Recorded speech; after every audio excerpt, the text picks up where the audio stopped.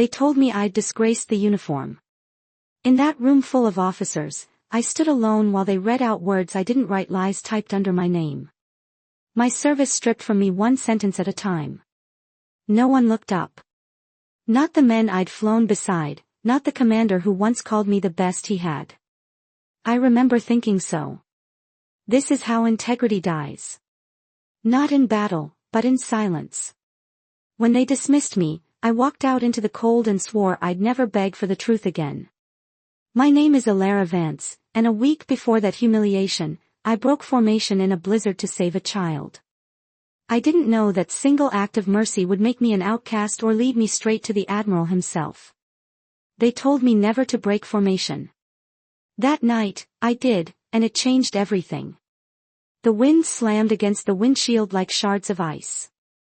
The rotor slicing through a sky that looked more like a frozen wall than air. My headset crackled with static, a jumble of coded chatter, and the occasional heartbeat of silence. Then it came, faint, buried in the interference. A voice, a woman's voice. "Please, my boy." Protocol said, "Ignore it." Commander Thorne's voice cut through the radio, firm and final, ordering me to maintain course. But the radar in front of me pulsed with a weak flickering beacon, one that shouldn't have been there. I stared at it pulse, hammering the sound of my own breath loud in my ears. If I was wrong, I'd lose everything. If I was right, someone wouldn't die alone in the snow. I turned the stick.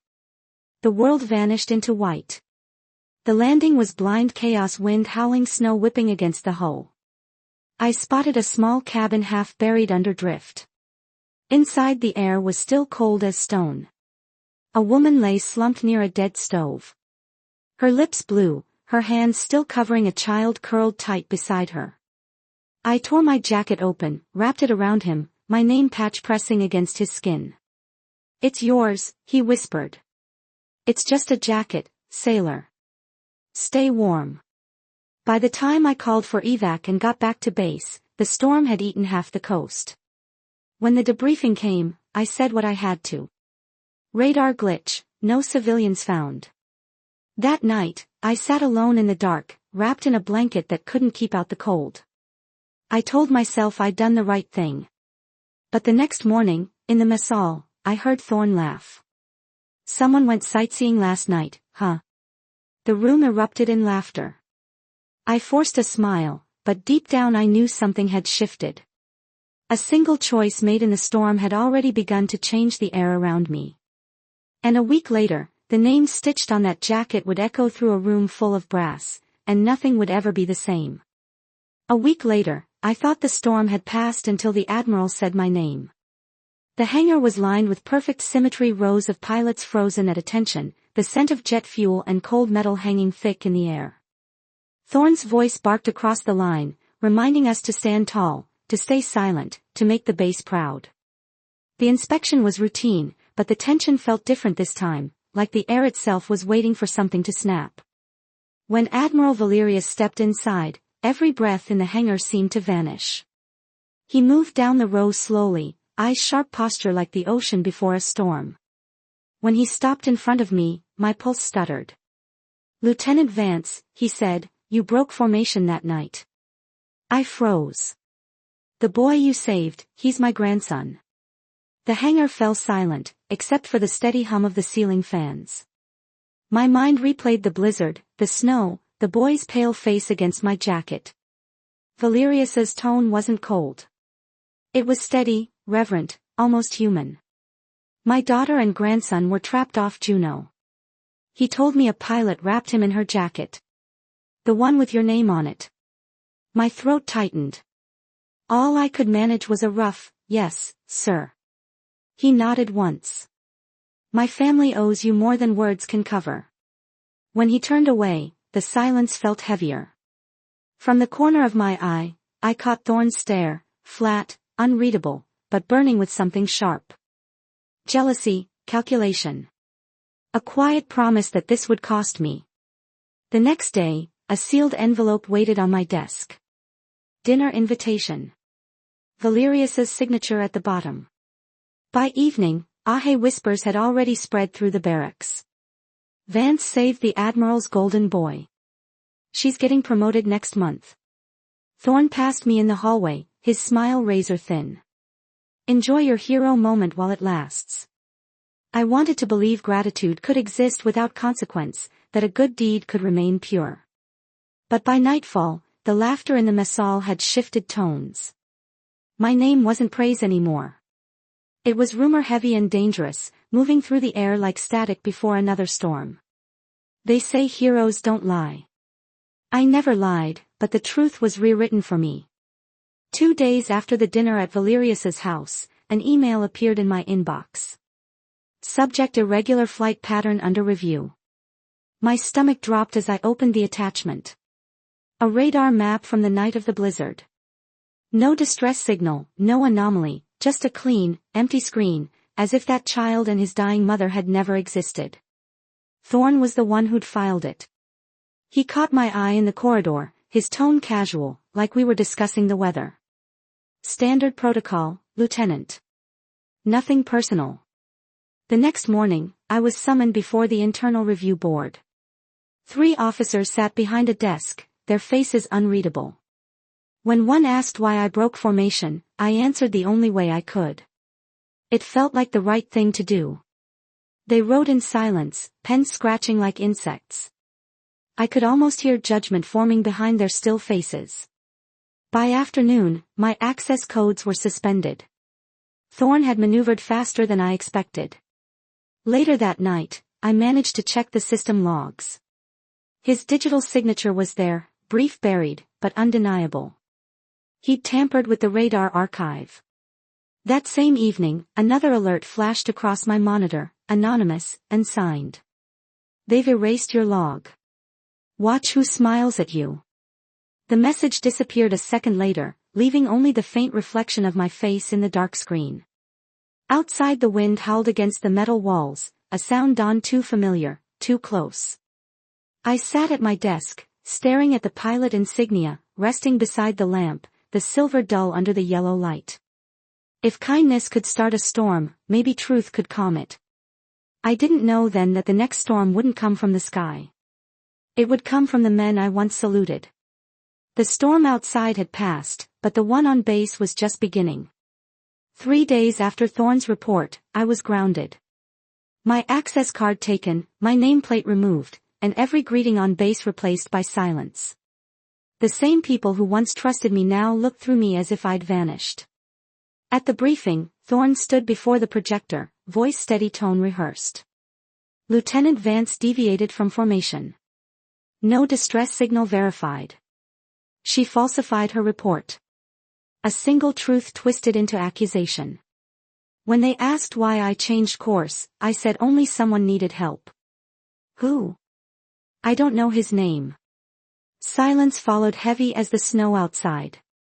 That night, I slipped into the operations room. The radar logs were locked. Access denied glared red across the screen.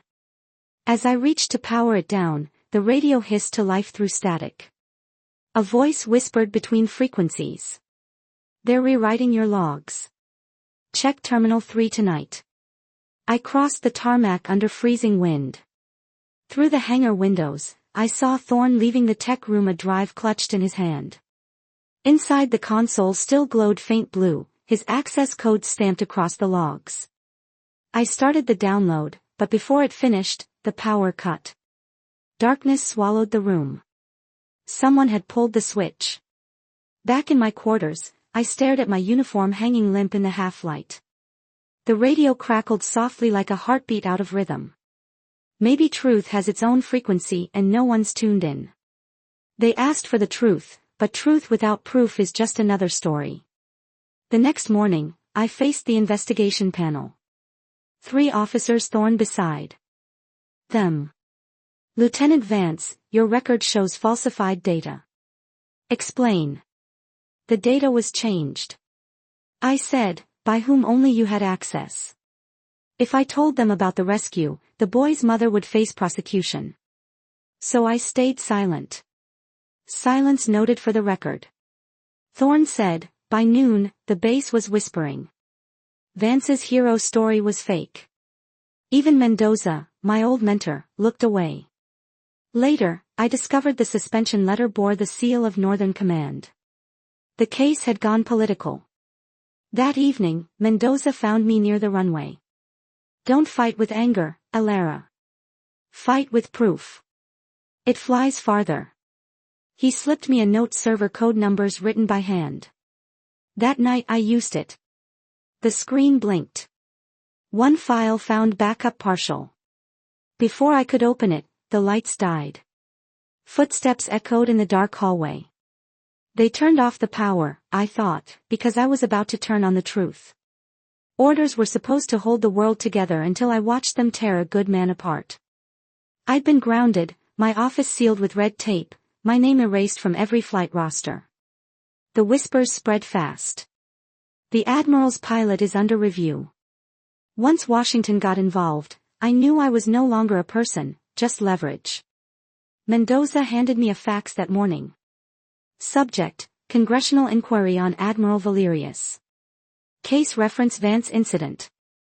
The man who defended me was now being accused of shielding me. Guilt sat heavy in my chest. That afternoon, I saw Thorne talking to two visiting officers, smiling like the world belonged to him. The system always cleans itself, he said. That's when I realized he wasn't just after me. He was part of a movement to replace Valerius, the last commander who led with heart instead of fear. That night, Leo Nash found me in the old hangar, hands shaking. He'd seen Thorne in Terminal 3 tampering with the radar logs.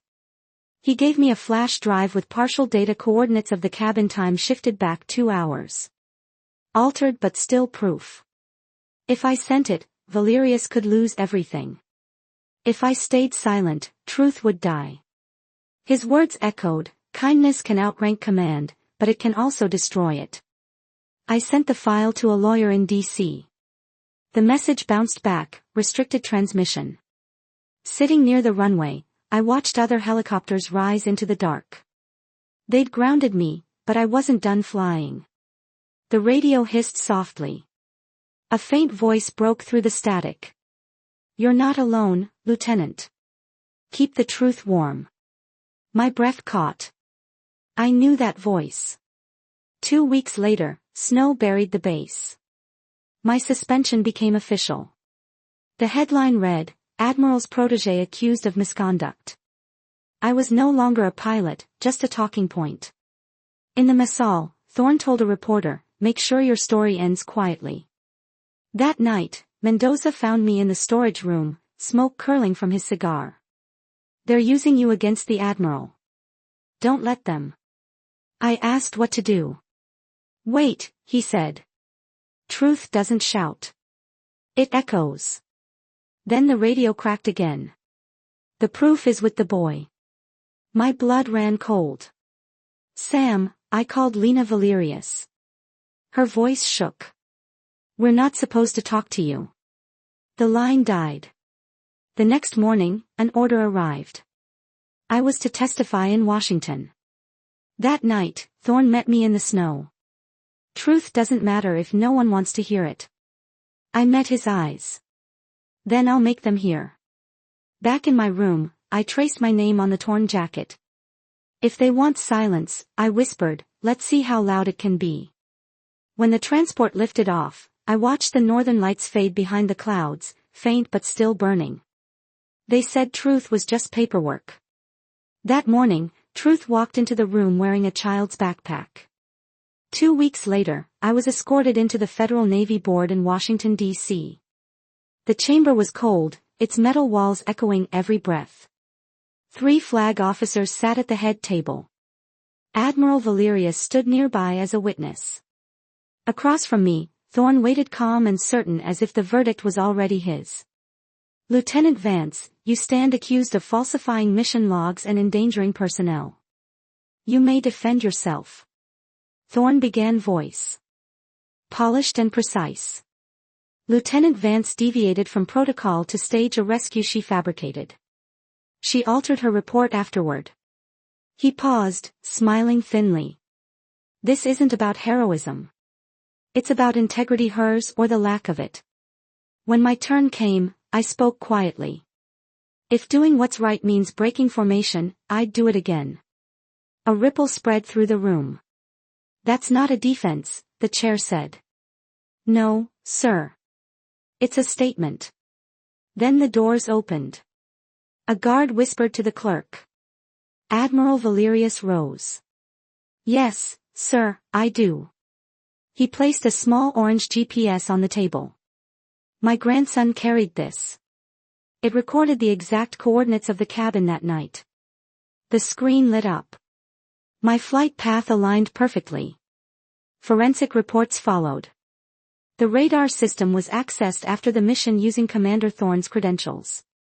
Thorne shot up pale. That's impossible. Those files were shared. Valerius met his eyes. Shared by you, Commander. To yourself. The room fell silent. I looked at him, not with anger, but with pity. Truth doesn't need permission to exist. It only needs time to surface. The ruling came fast, my record restored. Thorne. Suspended, I saluted once steady. When I stepped outside, Valerius said softly. My father used to say, there's no revenge purer than truth. Truth doesn't win fast, I told him, but it wins clean. We walked into the noon light, the first warmth after the longest winter. I thought justice would feel like victory. It didn't. It felt like quiet. A month after the hearing, a letter arrived in handwriting, neat enough to belong to another time. Come to Maine. My family would like to thank you properly. It was signed. Valerius. The house sat on a cliff above the Atlantic Greystone against gray sea. The waves below breaking like distant applause. There were no uniforms, no speeches, just dinner, and the kind of silence that comes when people have already said what mattered most. Lena opened the door, her smile soft, her eyes tired in the way of someone who had learned how close she came to losing everything. You saved my son, she said. You also saved my father's faith in this uniform. Inside, Sam sat on the rug, piecing together a model destroyer. He wore a tiny jacket with my patch vance stitched crookedly above his heart. When he saw me, he ran over arms wide, smelling faintly of salt and glue. I kept your jacket, ma'am. Grandpa said it's lucky. I knelt, brushing a hand through his hair. It's not lucky, Sam. It's brave. He grinned, reached into the pocket, and pulled out a small square of torn fabric. I sewed it to my backpack. It keeps me safe. The scrap was from my flight suit, frayed at the edges, but still holding its color. I traced the stitching, realizing it had outlasted the storm better than I had. Valerius poured coffee by the window, the horizon dimming into evening. Thorne's gone, he said. Demoted, discharged. His record reads forged command data. He stared at his hands. He was brilliant once, but he forgot that honor can't be coded. He opened a velvet case revealing a silver medal for valor in adverse conditions. I shook my head. With respect, sir, I already got what I came for, the truth. He studied me for a moment, then smiled the faintest smile. After dinner, we stepped out onto the porch, the wind carrying the sharp scent of salt and pine. The sea stretched endless calm, unjudging. You reminded me that leadership isn't about control, he said quietly. It's about heart. Then we both learned something this winter, I answered. Behind us, Sam's laughter broke through the steady rhythm of the waves. I closed my eyes and let the sound sink in. Justice, I realized, isn't the roar of a crowd or the crack of a gavel. It's the quiet peace of knowing you no longer need to prove anything at all. Spring came late that year, but it came. Back in Alaska, the ice had retreated to the edge of the sea. The sky was strewn with thin, slow-moving clouds, blue as memory. The air smelled of thaw and salt. When I walked across the tarmac toward my helicopter, the hum of its engine felt like a heartbeat I'd been missing. I'd been reinstated quietly without ceremony. No applause, no handshakes, just a flight order with my name on it and the familiar weight of the headset resting against my collar. When I lifted off, The world below opened into miles of glassy water and melting snow. The Bering Sea glittered like a second sky, cold and endless, the place where everything had once gone wrong. And then somehow right again. The radio came alive with the calm voice of the tower. Sitka Air Station, visibility clear, wind eastbound. Roger that, I replied. Lieutenant Vance reporting. Formation re-established. Beneath me lay the island where I'd broken formation that night. The cabin was gone now, swallowed by the melt, replaced by new green. Only a pale trail cut through the forest like a scar fading with time. I switched the radio to open channel, letting my voice drift into the static. To anyone out there, keep your frequency open. Sometimes the faintest signal carries the loudest truth.